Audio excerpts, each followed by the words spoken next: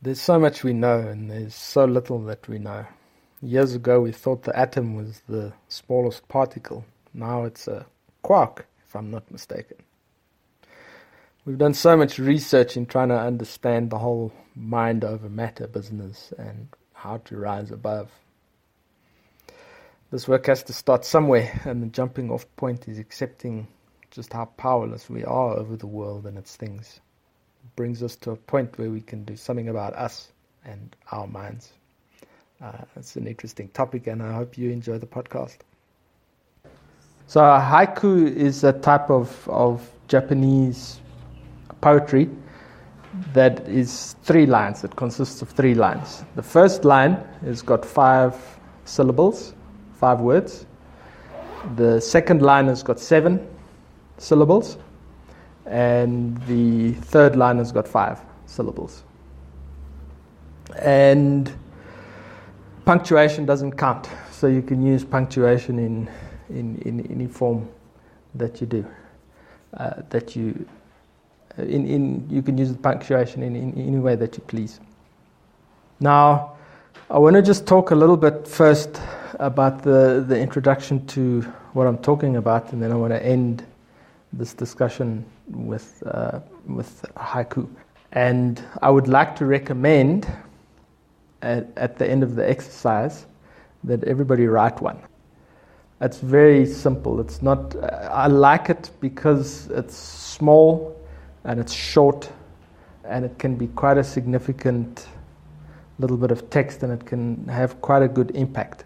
And part of the reason why I like it as well is because you have to think about what it is that you're doing. So there's some application of your mind that is required for this exercise. So an example would be with a songwriter. That person consistently practices writing songs to be able to become good at writing songs. Or a poet consistently writes poetry to perfect his art and to learn the skill and to excel, to get better at what the person is doing, practice. Now, just as an introduction, when I was small, I grew up in Pretoria, and I grew up in town, in the middle of town of Pretoria, in the early 70s. And I learned to ride my bicycle in the CBD of Pretoria town, around the neighborhood. My dad had a business there. He ran a hotel that he'd leased from the government, and there was a house attached to it, and we lived in the house, and he ran the business. And as kids, we were just like basically in Marabastad in Pretoria. Who doesn't know Marabastad? So I remember as a kid, it was a very old, they've demolished the building now, it was a very big old house. It had high ceilings. In those days, it had a flush toilet, obviously, but it was outside the house, and the ceilings were the old tin ceilings, the old printed tin ceilings, and wooden floors with a gap under the floors, and a veranda and a stoep that they used to polish with the red polish. Very, very old-fashioned. I imagine at the time it was very current, but thinking back on it now, it was a very, very old house. And as a child, I was terrified of what was happening under those floorboards. And I was afraid that there were rats in the house. And the problem with the bedroom, me and my brother shared a bedroom, I mean, we were very small, is that the light switch was over by the door, and my bed was over on the other side of the window. So I had to switch off the light and run to my bed before the things in the dark, the rats ran out from under the bed and attacked me. Now, so what I used to do, I remember clearly, I used to sit on the bed with my shoes, and then I used to throw my shoes at the light switch, but then I would never hit the light switch. And then I'd have to make the run to the light switch and back again. So at that very, very young age, I was afraid of the dark and what was happening on the dark. And I remember then I used to stay on my bed, and if my hand hung over the side of the bed, it was a terrifying thought, or my foot off the side of the bed. I would never do that. I'd lie in my bed and not move. And later in life, I'll never forget, as when I was in primary school, maybe standard 4, standard 5, the first time I ever watched a horror movie. I saw the Amityville Horror, the original Amityville Horror movie. That was the worst experience of my entire life. To this day, I don't watch horror movies. I can't watch horror movies. I don't like horror movies. But that's just a side note. But what I'm talking about is I'm talking about a fear of the dark. One of my very close friends has got a game farm in the Kruger Park. Now, in the Kruger Park, they've taken down a lot of the fences in between all the farms, giving the animals a much wider area to roam around in. And they had this beautiful house, beautiful big thatched house on top of a hill with beautiful views. And at night, when you sit on the stoep, you hear the lions roaring, and you see elephants, and you go for a game drive, and there's cheetahs, and I mean it's in the bush with the wild animals. And they had photos of a cheetah. It was a leopard. I think it was a leopard that came and sat on their stoep while they were in the house. So they were sitting in the house, and they had the air conditioners on, with the sliding doors closed, with the leopard out on the stoep, and they took photos of the leopard right there. Now we got invited to go up for the weekend, and we went up there, and I'll never forget the way that the house was built. Is there was the main communal area where everybody was, and then to the left were the rooms. So it wasn't all connected. You had to go out the back door and then down the passage to your room, and it was very nice. I cannot tell you, so let's say I was 45. I cannot tell you how petrified I was of going from the communal area to the bathroom at night in the dark. Because just now there's a leopard on the roof of the lodge, because I think that's how leopards work, is they attack from above, jump on you, and take you.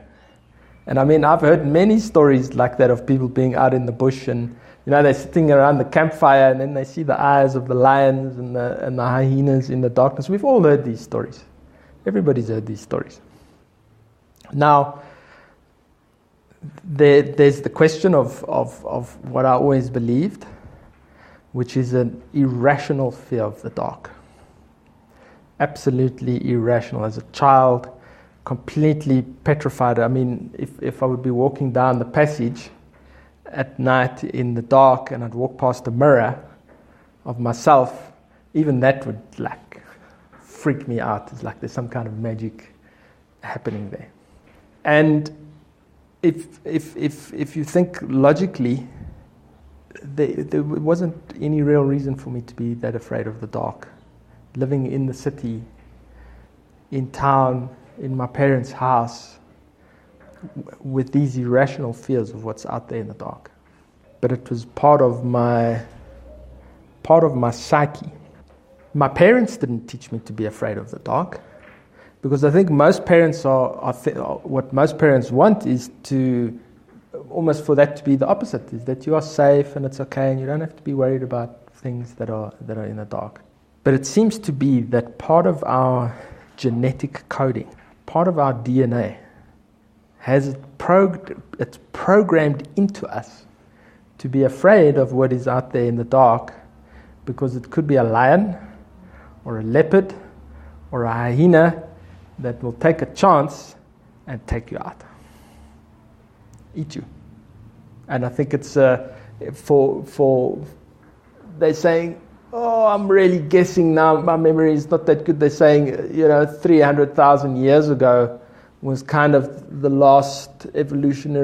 of the last evolutionary steps from kind of Neanderthal to like what we are now, kind of thing. So we've been living in cities the way that we live in cities for short periods of time. But that genetic coding is still there, and that genetic coding is very strong. So I don't like insects. I really don't like insects. Part of the genetic coding, if insects bite you, get an infection, you can die. Today's modern medicine with penicillin and all of those kind of things, we don't have to worry about those kind of things. Snakes are obviously a little bit more sketchy. But there's a lot of these things that we're afraid of that are encoded in our DNA through thousands of years of the evolutionary process. I'll tell you though what I did with that information. So, because of the church environment that I was raised in, it then became a fear of like evil spirits and those kind of things. I start telling myself stories about what's going on out there in the dark and why I need to be afraid, and somebody's watching me from out there, and there's bad things. Maybe I suppose besides the fact of privacy, it's nice to pull the curtains closed. And you can't see what's out there, and what's out there can't see what's in here, and then I feel safe, in my house. Now, I was reading a study. There's a chap who has written a book. The book is called Blueprint, by a guy called Robert Plomin. And what this guy is saying is he's saying that 5% of the things that we learn in our behavior are from our family of origin, or from our parents, that our parents teach us. 5%. 50% DNA. So if you, where you sit, because I sometimes wonder about this, is why am I the way that I am? Why do I do things the way that I do things? Why my path evolved the way that my path has evolved? 50% of that, according to this chap, is DNA. It's encoded in your DNA. 5% you've been taught by your parents. Now that leaves a 45% that is kind of what happens in that 45% that molds us as people. I think that there's a huge impact that our friends and our peers have on the decisions that we make and the choices that we make and the way that we do things. I've often said in this group, and I stand by it firmly, is that the people that we associate ourselves with determine the trajectory of our life. That if you're hanging out with rubbish, you're going to become a rubbish, And if you're hanging out with people who will support you and uplift you and build you, you will grow and you will change. So there's an element of our friends there. Now, I thought about this because it kind of seems like, we learn a lot of our behaviors from our parents. It kind of seems to be general knowledge that we learn behaviors that way. Our family teaches us. And this chap is saying 5%. And it makes a certain kind of sense to me. It makes a certain kind of logic to me. And I'm always very cautious in talking about absolutes, right? So this is absolutely the way that this is, and this is absolutely the way that is, and it's 5%, and that's the kind of the end of it. And this that I'm telling you is true. You better believe what I'm telling you. So I'm cautious of absolutes. But if my parents teach me how to, if I learn behaviors from my family of origin, where did my family of origin learn those behaviors? They learned those behaviors from their family of origin. And where did they learn those behaviors? From their family of origin. So it kind of makes sense to me that a lot of the stuff is in our DNA, is genetic. gets passed down through the generations. For all I know, and what this chap is saying is that 50% of the decisions and the choices that I make and the way that I am is because of my ancestors in Rome 1,000 years ago were doing exactly the same thing. Living a debauched life of doing whatever they wanted. So genetics and DNA play a huge role in the decisions and the choices that we make. The things that happen to us in our lives, a lot of these things are determined genetically by our DNA. So there's two sides to that coin, and it was something that I touched on a little bit earlier. I'll use an example of overeating, because I'm a person who overeats, who eats too much. I use that example. I've tried very, very hard to not just eat like a pig all the time, and it's very, very difficult, and I've had a very, very hard time of it. Some people, it's easy. They don't have a problem at all. Both my parents were skinny. Neither of them had a problem in their own personal capacity with eating problems. How much of that is just pure genetics and DNA that skipped a generation? How much of that is part of my blood, part of my body, part of my physical being? The question then comes up, and I've had a little bit of a think about it, and I've had a little bit of a look at this stuff because it's quite interesting when they start talking about editing your DNA. So let's say that I have this unfavorable characteristic that I don't like, and I don't want to pass this particular way of doing things, and a very good example of that is violence. So on the one hand, you have things the way that they are. So if a man in a family is very violent, and then his son becomes very violent in the family, is it because his father taught him that violence, or is it because it's in his DNA, that level of aggression is in his DNA?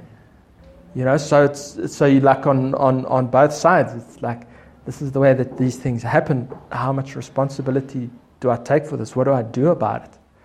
And I'm sure anybody who has dealt with anger, I don't know if you guys are, work a lot with that stuff, but there's a tremendous sense of power that comes from anger, and it's a very, very difficult thing to give up, to let go of, to not use anger to your advantage. It's very hard to give that up, because you can enforce your will and get your way by using violence. That's a very powerful tool to, if you can think for yourself, if you're a very selfish, self-centered person and you only think about yourself. And anger is one of the tools that you have in your arsenal. It will be very hard for you to give that up, especially if you don't think that you're selfish, and if you don't think that you are only thinking about yourself and what you want.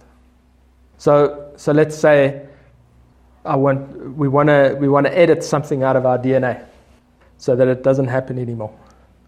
The problem with that is that every bit of, and this is the research that they're doing at the moment, is every little bit of DNA that they touch has an impact somewhere else. So it's like a scale. So if you start fiddling with the anger gene and take the anger gene out, just now you're left with somebody who's so totally passive, that they never stand up for themselves, and they're such a jelly. They just go with the flop over all over the place, and that causes a huge problem in their life. So how do you remove it? What do you remove? How do you take it out? How do you evaluate which is the right one to be fiddling with? So maybe I have the overweight gene. We take that one out, and then it becomes like the skin and bones, the totally anorexic person who can't put any weight on. And there are lots of people like that. It kind of seems I would say you have 10% of the people who are just so totally overweight and they're so unhappy with their lives, and you have 10% of people who are so skinny and cannot put on any weight and are so unhappy with their lives, and then kind of the variation in the middle between those two extremes. When there was a chap who did a study. So now we're looking at two things. We're facing two issues here. We're facing our genetic encoding, our DNA, which scientists are saying, the PhDs, the professors, the people who write books are saying, play a massive role in our lives and the choices and the decisions that we make. We're looking at problem areas in our life, whether it be the way that we drink, use drugs, eat, manage our temper, any of those things, and we'd like to sort something out there, because these things are a problem in our life, and we're tired of constantly, running into walls and not knowing what to do and how to manage it. But it's in our DNA, which is why it seems so hard to change the path and the trajectory of. It's like once you launch a rocket, that rocket is going. It's very difficult to stop, maybe until it runs out of energy, runs out of speed, where it kind of finally unless it hits its target. So what this chap did was a scientist by the name of Michael Cabernac. When someone stands with their knees at 90 degrees, with their back against the wall, with their arms out, we used to call it a motorbike. And you stand up against the wall like that, and then you see how long you can stand up against the wall like that. You know what I'm talking about? Does everybody know that exercise? What he did is I think it was in Holland, Sweden, somewhere where they use francs, Germany, Switzerland. All right, somewhere in one of those places. He would give the guys like 0.2 of a franc. So he would give them like 20 cents, 0.2 of a franc, for every second that they could stay in that position, which is nothing. So the guys were able to last 2 minutes, just regular people. They were able to last 2 minutes in that position, obviously giving them a financial reward, because you wanted to see, if there's some kind of reward process in place, what would happen. And then he upped it to 7.8 francs. I don't even know what that works back to in euros, but I suppose you could say it was like 10 euros. You get like 20, what is the coin of a euro? I don't even know. Cents, do they work in cents in euros? So 7.8 of a franc to do the exact same motorbike position. And the guys would earn, for every minute they were able to last for 4 minutes. So the more money that a person was earning, the more willing they were to tough it out to earn as much as they possibly could, just through sheer force of effort. So that's double, much higher reward, double the effort. What he did was he got some rugby players to do this experiment. And when they couldn't anymore, at the end of the 4 minutes where they couldn't anymore, it was a bicycle experiment. It was a different experiment that he did. Is he got these guys onto indoor bicycle trainers, and you measure indoor bicycle training with watts. And he would get them, and there was also money involved, so to make sure that they gave their maximum effort, there was a financial reward for doing that, at 80% of their power, to see how long they could go for at 80% of that. And the average, so these were super fit guys, was like 10 minutes. So they would last 10 minutes at 80% of their maximum power, which was 242 watts, until they couldn't anymore, until they stopped. And then he asked them, when they couldn't anymore, when they stopped, to give a 5-second burst of maximum power that they were able to do. And all of them were able to push that wattage up to 731 watt. That's above 4 times as much effort that they were able to exert when they were unable to exert any more effort. Right? So it's quite an interesting way that we're looking at here. How does the mind work? Now, I'm going to thumbsuck a little bit here. Let's say on cancer research. Let's say cancer research. That people have spent about as much money on cancer research as they have in running techniques and running manuals and jogging books and research on sports and sports research and VO2 max and the amount, how to get better performance out of sports teams and how we as individuals can perform. There's about as much information available on how to become a better sports person and how to push yourself to the maximum as there is in some kind of medical research like cancer research or diabetics research or something like that. Right? I mean, that kind of a logical comparison. I can't imagine that there would be that much of a difference. Which then gives us the opportunity to go in depth into the pros and cons of athletic performance. There's nutrition. You know, the amount of information is staggering. If I just think currently, the top 3 nutritional programs are the Banting, low GI, and the latest one that I've heard about, a vegetarian, I suppose, vegan. The latest one that I've heard about is people just eat meat. Just, only.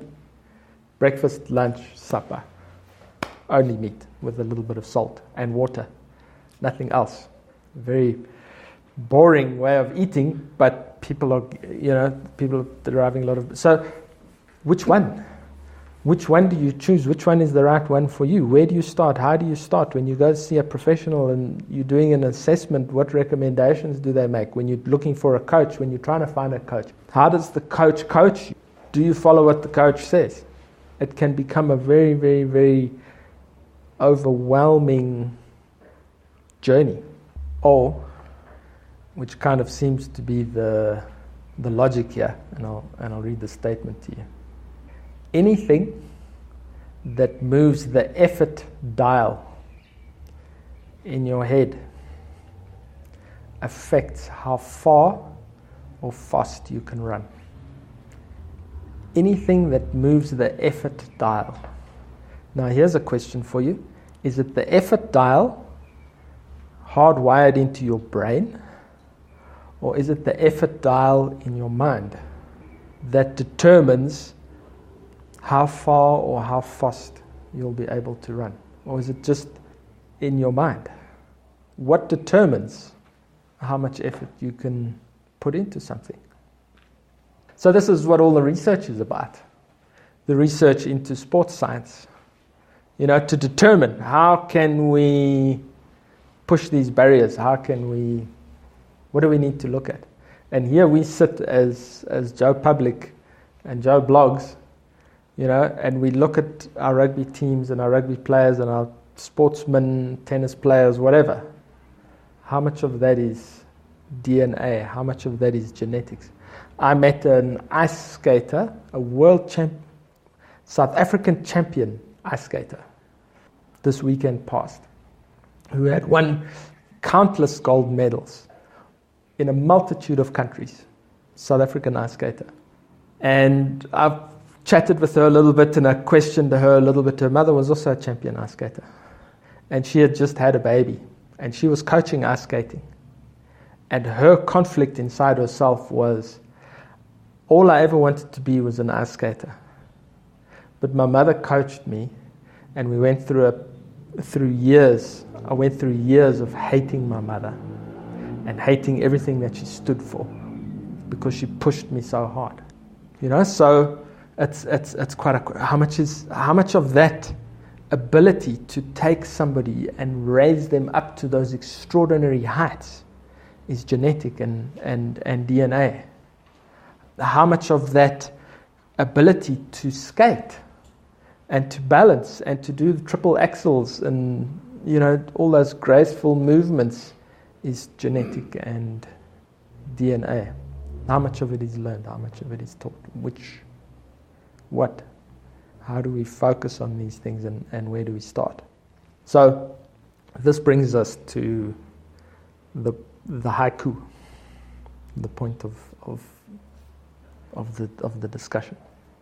We all have dreams and desires and ambitions and things that we'd like to accomplish in our lives. That's what the AA book outlines it so well. Our basic instincts are for security, are for ambitions, are for our personal relationships. These are the things that we just desire naturally. How do we get there?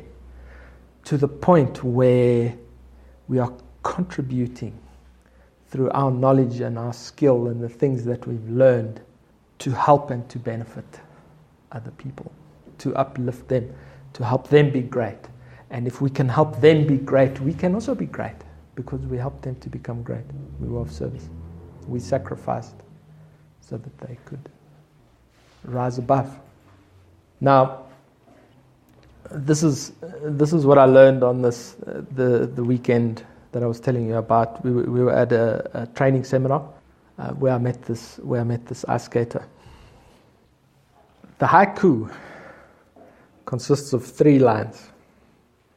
The way that I figured it out and the way that I've put it together and the way that I've understood it, that it's of benefit to me, that it is something useful to me, something that I can apply. The first line of the haiku for me is, what do I want? What is it that I wish to achieve? So, what I desire connection, and I desire my top ones, connection and security. So I'd like to be in a very nice relationship, and I'd like to make a lot of money. That's my hierarchy of needs at this stage, right? So the first line is, what do I want? I identify for myself what my need is, what my desire is, what I would like. So the sentence that I came up with was, separation is an illusionary vortex. Because separation is not real. I know this. We are all connected to each other. We are not never connected. But if I start thinking and trying to implement separation, because I don't want people to see how I feel, or I don't want people to feel how I feel, or I don't want people to read me, or I don't want people to touch me, and I start creating a separation, I start creating an illusion, something that is not there. Because connection is real, and it's a spiral. It's a vortex. It will suck you in, and it will swallow you, and you will keep yourself a prisoner of your own mind. Connection is real. Connection is okay. We are connected anyway, whether you like it or whether you don't like it. The second line of the haiku is, what do I need to do to improve myself to help others? What do I need to do to improve myself to help others? And what I came up with was, magnify the best part in us all. My interpretation and my vision of that is to magnify and to highlight the best part of the people around me, to make them feel better about themselves. If I can learn to do that for myself, that I can learn to affirm people, and I can learn to lift them up, and I can learn to build them, magnify the best part in us all, then I will do that for myself. And then the third one, which is the tricky one and where the confusion lies. Now please remember, I'm not talking here about a magic formula. I'm not talking about this is the magic formula that is going to fix your life. This is an exercise. This is an exercise that I practice daily. The third one is affirmation. Now, you cannot convince yourself that you are something that you are not. There is no ways in God's green earth that you can, that if you are overweight, that you can say, I'm slim and beautiful. and expect that affirmation to work, because it's not true. An affirmation needs to be based in reality. It needs to be a statement of truth. My affirmation for this particular one was, I am significant to others. That was my affirmation for that day. I am significant to others. Because I believe that I am significant in people's lives. Whether they think that's a good thing or not is not up for question, but it's a statement of truth. I'm a significant person. So, if we look at the whole statement, I've said before. So let me tie all of this up together. We have our DNA that sometimes isn't our friend and isn't helping us. And there are things that we'd like to change.